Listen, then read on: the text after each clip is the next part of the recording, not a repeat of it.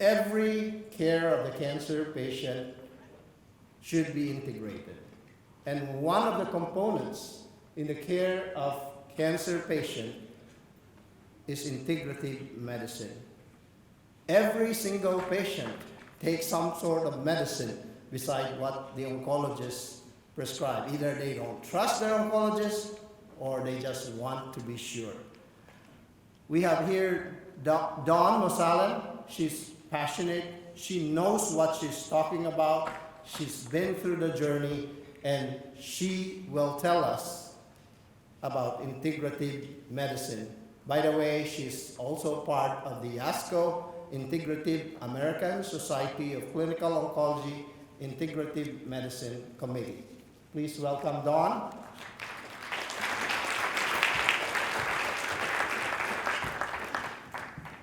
Thank you all for being here this morning. And my role as a physician, it really energizes me to have this ability to sit with my patients and teach them how to live a healthy lifestyle, and then sit back and watch them transform their life, and then receive that aha moment of feeling fully alive. And that's what we're going to talk about today.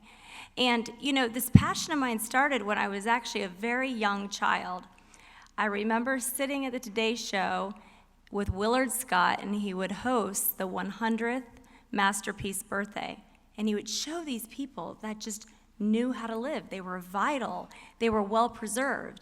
And this intrigued me so much that I knew I wanted to go into medicine someday and figure out what is it that these people do that allowed them to get to this position in life.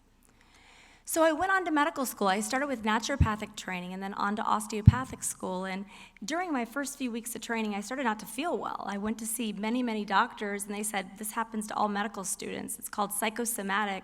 You're experiencing the symptoms that you're studying. So I went on.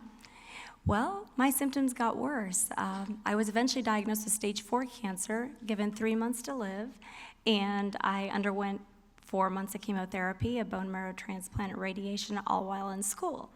But cancer for me was a teacher of life, and that's why I'm so passionate about why I'm here today. So what was so interesting, though, is during my treatment, particularly my transplant, I was in the room, and I'd look out to the other rooms, because back then you're kind of the girl in the bubble, and I was there for a month. And everyone else looked really unwell. But I didn't think I looked unwell. I didn't see myself as sick. I didn't see myself really as that patient. I just knew I had to be there for my treatment, but I kept on living. And so I learned a lot along the way. I learned a lot from medical school, but I think I may have learned more as a patient. And the World Health Organization gets this. And in 1948, they said health is a state of complete physical, mental, and social well-being, not merely the absence of disease. So all too often, I have cancer patients come in and see me, and they get this. They're healthy. Sometimes I see patients who are high-risk patients who are more sick than any of my people with cancer.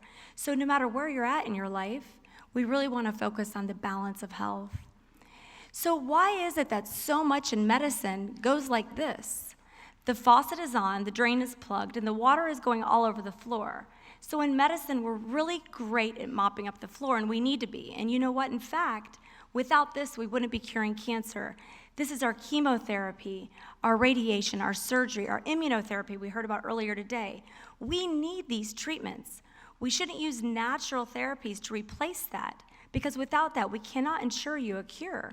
But if we blend these therapies together, that's where it becomes magical. And in fact, we know that about 30% of the most common cancers are preventable. That's very, very important. That's important for those of us in the audience who haven't had cancer, but that's important for those of us that have, because we need to reduce the risk of recurrence as well as reduce the risk of secondary cancers. So at Mayo Clinic, we know the importance of this, and that is why we offer an integrative oncology program. The definition of integrative oncology is patient-centered, evidence-informed field of cancer care that utilizes mind and body approaches to helping cancer patients, natural products, and lifestyle modification, alongside, this is not replacing, but alongside conventional cancer care. The integrative oncology aims to optimize health, quality of life, as well as clinical outcomes across the cancer care continuum to empower our patients to be more well than they were even before their cancer. So I want to talk a little bit about science, and the rest of this is really going to be all about lifestyle, but I have to touch on this. So does anyone know what telomeres are? Okay, so telomeres are the caps on the ends of our DNA. They're very similar as to the caps on the ends of shoelaces. So if you walk all day and your shoelaces are underneath your shoe, what happens? That telomere, or in this case in the shoelace, is going to eventually fray, right? Well, we know if we don't take good care of our bodies, if we don't exercise, if we don't eat right, if we're stressed out, if we drink, if we smoke, the same thing's going to happen to our telomere. It's going to fray, it's going to shorten. In 2008, there was a study from Dean Ornish. This study was really interesting. It showed that when these telomeres shorten, we're at an increased risk of cancer. If we get cancer, it's going to progress, and we have an increased risk of death from cancer. So Dean Ornish took this information, and he took prostate cancer patients, and he initiated extreme lifestyle change. They did a plant-based diet. They exercised, as Dr. Rizzo said, 30 minutes a day. But the most important part of this study, I feel, is what very few people do. They meditated or prayed for 60 minutes every day. And they had a 60-minute opportunity to go with a social group that did the very similar practice of praying and meditating together. What Dean Ornish showed in this study is not only did he halt the shortening of that telomere in people with cancer, it actually got longer. That means he was actually increasing their lifespan. So that's the science behind what we're going to talk about. But this is the problem. Our diet is sad, the standard American diet. No longer does our food even look like food. It doesn't come from farms, it comes from factories. And there's so many molecules in food nowadays, artificial sweeteners, colors, preservatives. We eat low fat, fat-free. Why? We just need to go back to the basics. So what is the world's most healthy diet? The Mediterranean diet, according to the U.S. News Report in 2018, again, the Mediterranean diet comes at the top of the list. The reason I talk about the Mediterranean diet is we know it's very pivotal when it comes to cancer, as well as reducing other diseases. The Mediterranean diet is again going to focus on that plant-based diet that Dr. Dean Ornish used with his telomere study, focusing on the value of vegetables, fruits, whole grains, legumes, and nuts. On the Orlando News this morning, as I was getting ready, there was a study on nuts and the importance of nuts in the prevention of cancer, and if you have 2 servings of nuts a week, you'll reduce your risk of cancer. We know this. Whole foods are important. Replacing butter with healthy fats like olive oil. And instead of using salt, maybe use herbs and spices. That'll be better for your blood pressure too. Limit red meat. Let's try not to eat red meat more than once a week. And let's increase our consumption of wild fatty fish. Getting fish in your diet at least 2 days a week. Enjoying your meal with family and friends. All too often now we're eating on the go, eating in our car, or eating with our phone texting. We need to get back to having the family meal at night. And then part of the Mediterranean diet is also exercising. I know a few of you are thinking, well, what about the wine in the Mediterranean diet? Well, we're going to talk about that because that's one part of the Mediterranean diet we do want to step back from. So if I don't put this slide in, I'm going to get a question on it. So what is my thought on the paleo diet and the ketogenic diet? I don't like restrictive diets. I think they're hard to comply with, and I think they're dangerous. Particularly the paleo diet, it eliminates grains and fruit. I think patients need fruit. There's many studies that show that fruit, even maybe more so than vegetables, reduces the cancer risk. And then we look at the ketogenic diet, where the ketogenic diet is eliminating many of the same things, where the ketogenic diet is actually eliminating all fruits. The paleo diet will let you have some fruits like berries, but it is eliminating sweet fruits as well. So my problem is these diets are eliminating important foods. Both of these diets eliminate grains. We know that grains and the fiber from grains can reduce cancer. So let food be thy medicine, let medicine be thy food. Hippocrates, the first doctor 3,500 years ago, said this. He knew it way back then, but in our translation of sciences, we've forgotten a lot. We know that food has phytonutrients. These phytonutrients are medicinal chemicals in our food that can help to fight cancer. Here's our first group we're going to talk about, my favorite, cruciferous vegetables.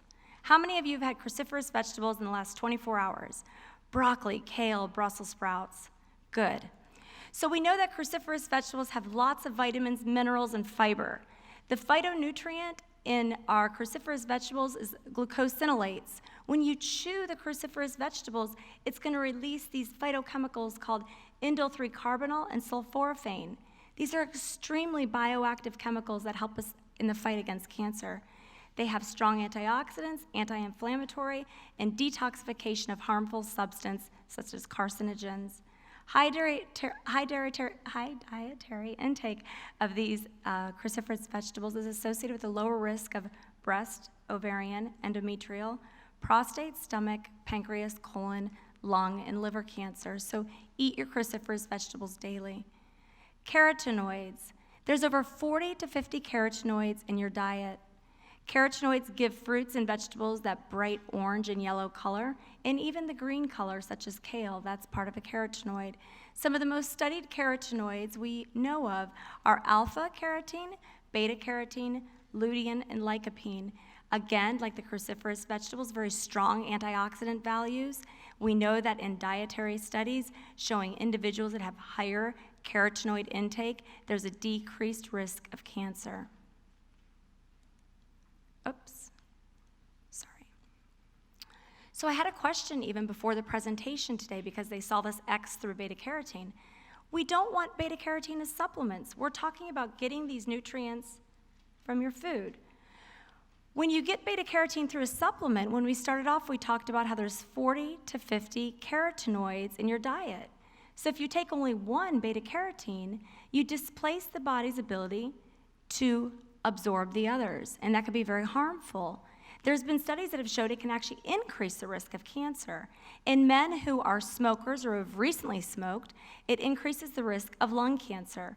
We also know that beta-carotene supplementation has shown an increased risk of the most aggressive prostate cancers. And additionally, clinical reviews show that beta-carotene actually increases the risk of cardiovascular mortality. Blueberries. We know berries should be part of your diet every day. Raspberries, strawberries, strong antioxidant properties, and the phytochemicals are anthocyanins and pterostilbene. We know that these pigments are what impart this anti-cancer value. In lab and animal studies, we show that these particular phytonutrients stop the growth of precancerous cells, increase cancer cell death, and inhibit the growth of blood vessels that tumors rely on to grow. So it's very important to include this food group in your diet daily. Mushrooms. Mushrooms are a superfood, true medicinal value that are showing significant value and properties in the laboratory studies we're now doing. We know that these mushrooms, particularly Asian mushrooms, reishi, shiitake, and maitake, enhance immune response in cancer patients. We're seeing these particular bioactive substances actually augment the effects of some chemotherapies, and they may enhance the effects of radiation therapy. There has been a few documented cases of some increased liver enzymes, so you would want to be careful with doing too high of a dose if you were taking this in an extract form. But again, going back to the diet, dietary sources of mushrooms are very, very good for you, so enjoy them in your diet and your cuisines. One thing I do encourage my patients to do with mushrooms is to always cook mushrooms. There is a substance that can be found on mushrooms. It's a relative of a hydrazine, which is a carcinogenic chemical. When you heat this, it's heat labile, so it dies. So cooking mushrooms is important. Does anyone know what this is? You probably do because it's on your coffees there. Turmeric. Turmeric is a known spice we use in cooking, and the active chemical in turmeric is curcumin. This is the most common supplement I see my patients using nowadays because it's really been advertised in social media and in different health magazines. Laboratory and animal studies certainly are extremely promising to show that it has many anti-cancer effects, as you can see listed here. We also see that, like the mushrooms, the curcuminoid products may enhance the effects of some chemotherapies and radiation. However, there's a big concern we have with curcuminoid use during chemotherapy. And the problem is there are some chemotherapies that curcumin can actually deactivate, such as cyclophosphamide. And there are others because it goes through a very important pathway that many of our drugs utilize for metabolism. So this is a substance when I am working with my cancer patients that I ask them to stop during active treatment. In survivorship, I think this is a very valuable supplement. I do think dietary sources are also to be encouraged, but it is hard to get enough in your diet from absorption. So bottom line take-home message is don't use during chemotherapy unless your oncologist says it's okay. And survivorship, it may be something that's valuable, particularly if you have high risk of pancreatic cancer because of genetic mutations. We did do a study at Mayo Clinic where we saw some modulation of the pancreatic cancer tumor marker. Green tea. I think green tea is a very important part of our diets. Again, with green tea, I really tend to encourage the use of green tea in survivorship. I am a little bit shy during chemotherapy because green tea does have very bioactive chemicals. If you're on Velcade, which is used for some of our myelomas and lymphomas, you do not want to drink green tea. Same thing with Coumadin. Green tea can generally antagonize Coumadin. So again, food is medicine, so you have to be careful with some of these agents not to overdo it if you're on certain therapies. So be sure to talk to your doctors. But in survivorship, I do encourage my breast cancer patients to enjoy green tea. If they don't like it, I don't push them into it, but if they enjoy it, I want them to enjoy 3 to 5 cups a day. The studies at this point are really in animal research. The human studies have been inconsistent to date, but the animal studies are very favorable. So grains. A lot of my patients come in and they wear this badge of honor saying, I don't do any carbs, I don't do any grains. I say, well, why? They're actually very good for you. And we know that we want you to get 30 to 40 grams of fiber a day, and grains are a great source of fiber. Grains are also a great source of selenium, which has a lot of anti-cancer properties, and we know that selenium can help to reduce radiation toxicity. So I want my patients to get whole grains. The fiber in the whole grains is very good for you. Fish. We talked about this early on when we mentioned the Mediterranean diet. Wild fish is a very important part of your diet, and we know that individuals with optimal levels of omega-3 fatty acids have been shown to reduce the risk of colon and breast cancer and reduce the risk of renal cell carcinoma recurrence. We've also seen that fish oil improves the chemotherapy effects and overall survival, as well as maintains muscle mass in patients with non-small cell lung carcinoma. There has been a study that showed that in prostate cancer patients with the highest omega-3 levels, that they had a more aggressive form of prostate cancer. So it goes back to everything in moderation. No one should be doing what's called orthomolecular or super high doses of any one thing. Receive your fish in your diet 2 to 3 times a week. I do see the benefit of fish oil supplementation for some patients. You want to be cautious with fish oil if you're on blood thinners, particularly if you're having more than 4,000 milligrams of fish oil a day. When looking for a fish oil supplement, if your physician says it's good for you to be on a fish oil supplement, you want a combined EPA to DHA supplement that's a high-quality supplement. Flaxseed oil is another way to get omega-3s. This would be your primary vegetarian source of omega-3s, also very good for you. So many patients ask me, should I eat organic? And I say, if you can, it's going to allow you to not be exposed to over 400 pesticides that are in our traditional produce. There's no research to support or validate that there is more nutritional value in organic foods, but the thought is maybe there is. The research hasn't come that way yet, but if these plants have enough strength to live in the environment against the elements, then what the thought is that their phytonutrients are a little stronger, and that's in fact what's fighting off the organisms that aren't eating those organic produce. So if you can buy organic produce, it may be safer because you're avoiding some of these pesticides. The environmental working group does not have the 2018 list out as of yet, but the 2017 list is attached here. The Dirty Dozen list are the 12 vegetables and fruits with the highest pesticide count that if you have the opportunity to buy them organic, maybe are the ones you should focus on.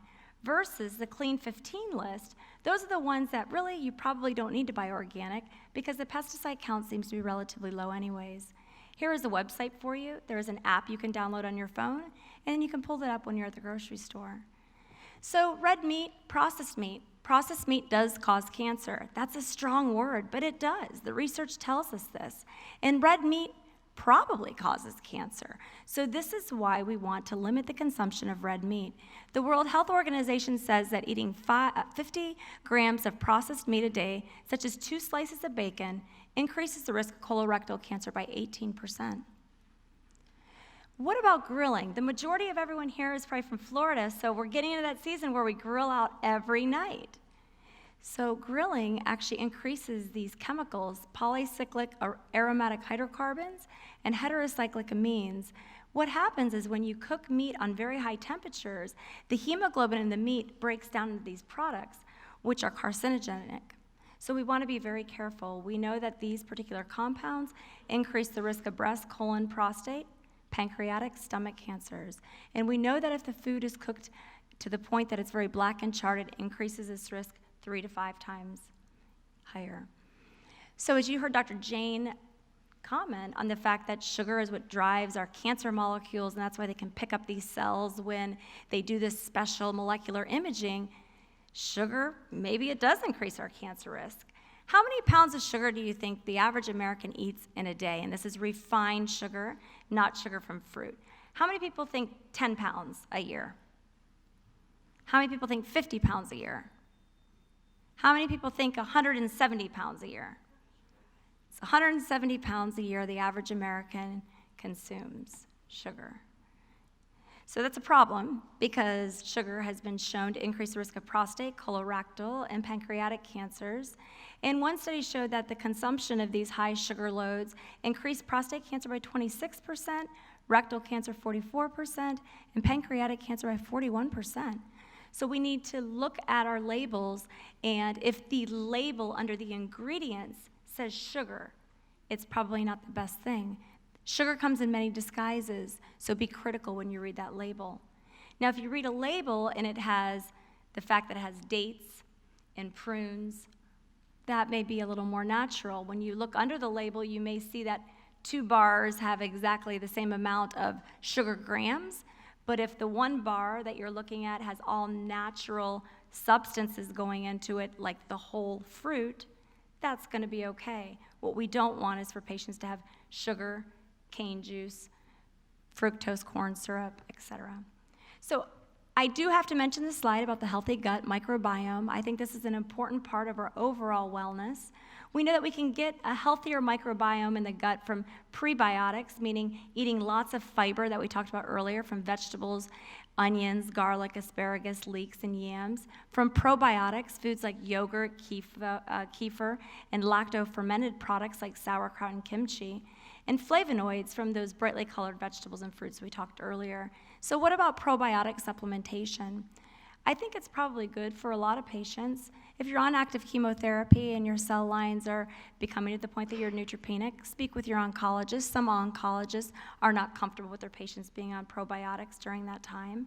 But otherwise, I think it's something to consider, particularly if you are using antibiotics on a rotating basis or more frequently than others. With probiotic supplementation, what I recommend is rotating the brand so you get a different strain of probiotic maybe every month, okay? So dietary supplements, really, I don't encourage dietary supplements as a whole. I really want my patients to get their vitamins and nutrients from their diet. I do say that there is one limit to that, and that would be vitamin D. We know that vitamin D in cancer research seems to be important. But you need to have your doctor check your vitamin D level. So the serum 25-hydroxy vitamin D should be in the range of 35 to 50. 50 seems to be about the sweet spot. So ask your doctor, if you haven't had your vitamin D level checked yet, have that level checked. If you're less than this number, perhaps vitamin D supplementation is right for you. We want to be very careful of dietary supplements. I have people comment all the time, bringing in these special labels, these special boxes, bags of supplements because they think that's going to fight and ward off cancer, and that's generally not the case. I get very concerned about products that have multiple ingredients in particular. And please know that the majority of dietary supplements do or can have interactions with your conventional chemotherapy and current cancer treatments. Alcohol, do you drink it? Well, let's rethink it. Because we know that alcohol can cause 7 cancers. We know that 5.5% of all new cancer occurrences and 5.8% of all cancer deaths are because of alcohol directly. So for men, you should definitely not drink more than 2 alcoholic beverages a day, and for women, less than 1 a day. The problem is the serving size, and the majority of my women are enjoying wine daily now. It's an epidemic I'm dealing with. And so some of them get a little bit frustrated when we talk about this subject because they don't want to give it up. It's a social part of their day and their enjoyment and pleasure. But if it's wine, it's less than 5 ounces a day, which is a very small pour. If it's liquor, it's less than 1.5 ounces, and if it's beer, it's a normal-sized beer. For men, you are allowed to have double that amount. I had one woman almost get hostile with me at one presentation. She said I was being sexist, and I said it's actually how you metabolize the alcohols differently for men and women within the alcohol dehydrogenase enzyme. So Dr. Rizzo talked about this. Sitting for many hours a day is an independent risk factor for cancers. We know in particular when individuals sit for longer than 2 hours for any one interval, it definitely has been shown in research to increase the risk of endometrial and colon cancer. 31.5% of cancer survivors haven't exercised in the past 30 days. That's concerning. I won't go into too much detail here because Dr. Rizzo went into such beautiful detail about the benefits of exercise, but we know that exercise is very important for cancer patients, survivors, and loved ones. Everyone should exercise. 30 minutes a day, at least 6 days a week. Some cancers require more. Breast cancer, you want to have at least 3 hours of exercise a week. Colon cancer, 6 hours a week. These particular cancers do require that increased metabolic equivalent for the true risk reduction. What I see in my patients is that when we give them the true recommendation, they generally are more motivated to meet that goal, especially when they see the robust effects of such. Sleep is the third pillar of health. We've talked about nutrition, we've talked about exercise, so I can't forget about sleep. Sleep is ever so important. The goal is about 8 hours a day. If you snore, your doctor should probably check you for sleep apnea. Sleep hygiene is very important. Sleeping in a cool, dark room without the TV on. Chamomile tea can be a really relaxing ritual before you go to bed. And I like melatonin if my patients are having issues with cancer-associated insomnia. It is something that I have implemented, but again, you would want to speak to your physician. 47% of our waking hours are like this. We're so distracted, we don't even hear the important conversations anymore. But then we add this, and it disturbs this process even more. So how do we get back to this? Because really, we're fighting through cancer to live, to be with our loved ones. But during the journey, if we phase them out and we don't experience these special moments, then that's a problem. So there's many mindfulness experts that are around, and this is a new buzzword. Every magazine once a month has an article about mindfulness. There's everything from mindfulness exercises to mindful eating to mindful walking. So pretty much you've probably become experts in this on your own just from your resourcefulness. Jon Kabat-Zinn was really the mindfulness-based stress reduction leader here in the United States. And you'll see here that he feels mindfulness means paying attention on purpose and non-judgmentally to be in the present moment. We see here that Thich Nhat Hanh, Peace Prize winner, we see that mindfulness for him is keeping one's consciousness alive again to the present reality. So it's the same thing time and time again. Andy Pudencombe, he is founder of Headspace. He found Headspace over 10 years ago. And several years ago, after he was founder of Headspace, he was diagnosed with testicular cancer. But he too was very active in the mindfulness movement. Dr. Amit Sood wrote this lovely book called Stress Free. This book taps into the importance of mindfulness-based living. So let's just think back 24 hours for each of you individually. How many of us felt extremely distracted in the last 24 hours? Yeah, it's common, right? How many of us, let's just go to C, felt that you were able to focus and you didn't get easily distracted, so you did pretty good? Did anyone feel consistently undistracted, kind, non-judgmental presence? That's the goal. So assess where you are now and let's see if we can make some changes. We know that there's science behind this, and we know that there's science that can benefit cancer patients when it comes to mindfulness-based stress reduction. For all of our newly diagnosed breast cancer patients, we offer them mindfulness training at the time of their diagnosis. We see this as very, very important. We know that meditation can change the brain in places that are important for focus, empathy, and compassion. This study here implemented functional MRI. These patients did a functional MRI before and after the study. The study included 40 minutes of meditation daily. And we see in these areas that show this enhancement, which you were able to learn all about radiology from some of our previous lectures, that this is where the brain is more active as a result of this meditation.